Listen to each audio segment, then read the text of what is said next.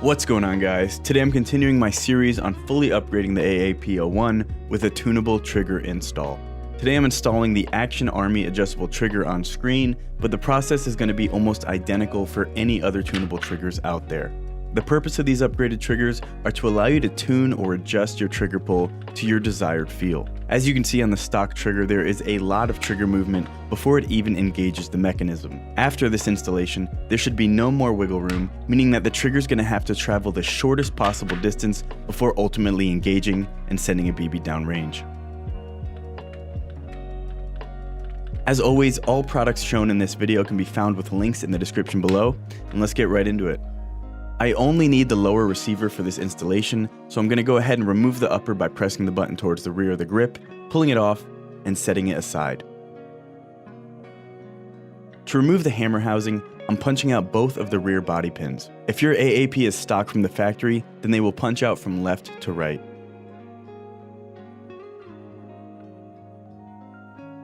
To remove the hammer housing, I use a flathead screwdriver to pry it out of the lower receiver, and then pull it out the rest of the way by hand.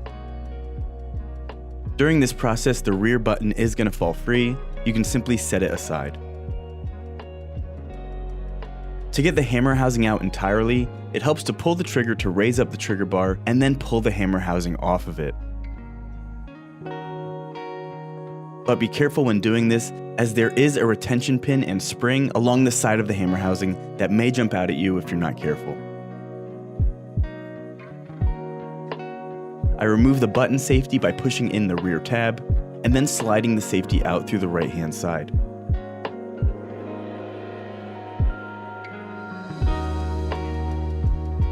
There are 3 screws holding the trigger group in place, and they are all the same sized Allen key. Remove the screw underneath where the push button safety was, as well as the 2 hex screws along the hinge of the lower receiver.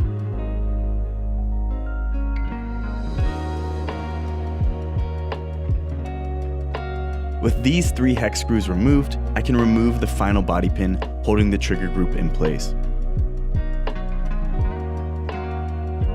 The trigger group can now be pulled free from the lower receiver. There's no longer anything holding these parts together, so they can be separated in preparation for the trigger install.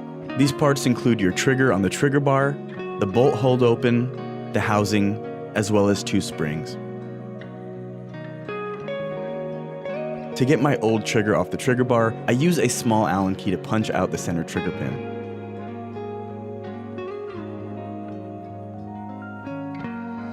I have no need for this stock trigger anymore, so I'm going to go ahead and set it aside.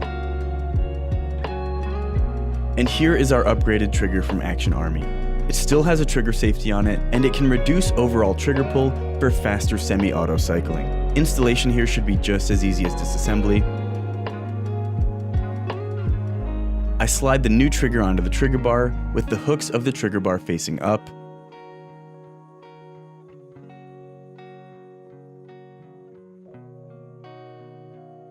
And after aligning the holes, I then punched in the trigger pin. In this video, I just reused the trigger pin from the original trigger. However, most upgraded triggers are also going to come with a trigger pin. I just simply forgot to swap them out, and this has absolutely no effect on performance whatsoever. With the trigger on the trigger bar, it's time to reassemble the trigger group. Starting with the U-shaped spring, I place it inside the housing like so, using my finger to put pressure on the open end of the spring to keep it in place. While holding this together, I place the bolt hold open inside,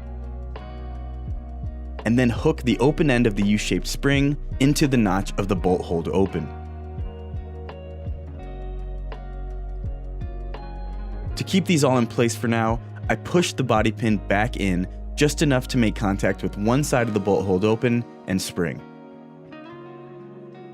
With a visible gap still in the middle, I can now slide the trigger in from the bottom, and then once the trigger is aligned, I can push that body pin in completely.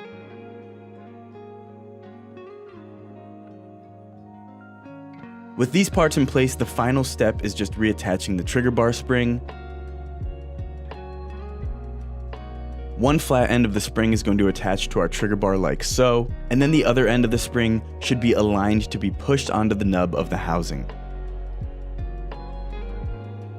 To get this trigger group back into the lower receiver, I like to align it in place, push it in as far as it will go, but with the body pin in place, it'll stop once the body pin hits the lower receiver. When this happens, I carefully remove the body pin, gently push the trigger grouping down into place, and it should all stay intact, allowing you to simply reinstall the body pin once all parts sit flush in the lower receiver.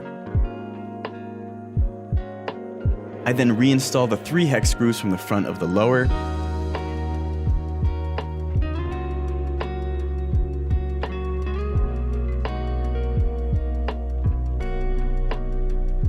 reinstall the push button safety by sliding it in from the left. You may have to push it up a little bit when inserting so it doesn't get stuck on any of the lower internals, and it should snap back into place.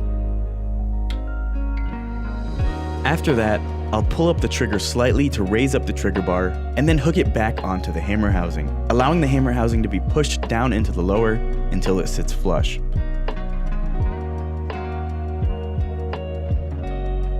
Before pushing it down all the way, be sure to reinstall the button that allows you to open up the AAP-01. The hammer housing can then be pushed down flush.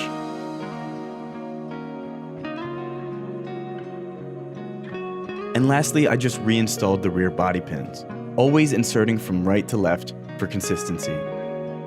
These pins are serrated and should only go in and out in specific directions.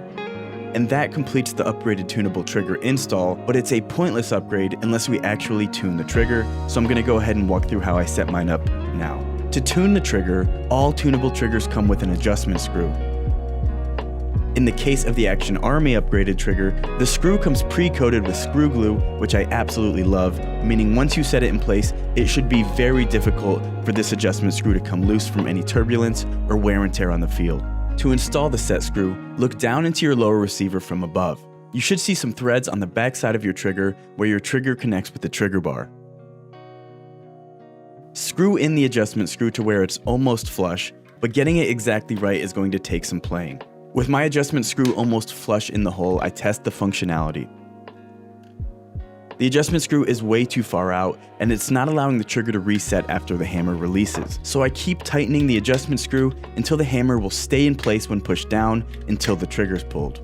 Depending on if your pistol is in semi or full auto, you may have to manually reset the full auto sear like I do here to properly test the trigger. Alternatively, you could always just reassemble the entire thing and test functionality that way, but that just involves a lot of opening and closing of the pistol to keep making such minor adjustments. Basically, continue to screw in the adjustment screw little by little until the AAP-01 functions properly in semi and full auto. Going little by little will ensure that you don't overdo it, giving you a nice, crisp, as short as possible trigger pull. And that completes the install. As for this particular AAP build, I will be moving on to performance upgrades next, so feel free to subscribe here to get notified when those videos go live. Or you can go ahead and check out the AAP-01 playlist linked below for any pre-existing upgrade videos. As always, thanks for checking out the video. I hope this was helpful. Feel free to comment, like, and subscribe, and I'll see you guys in the next one.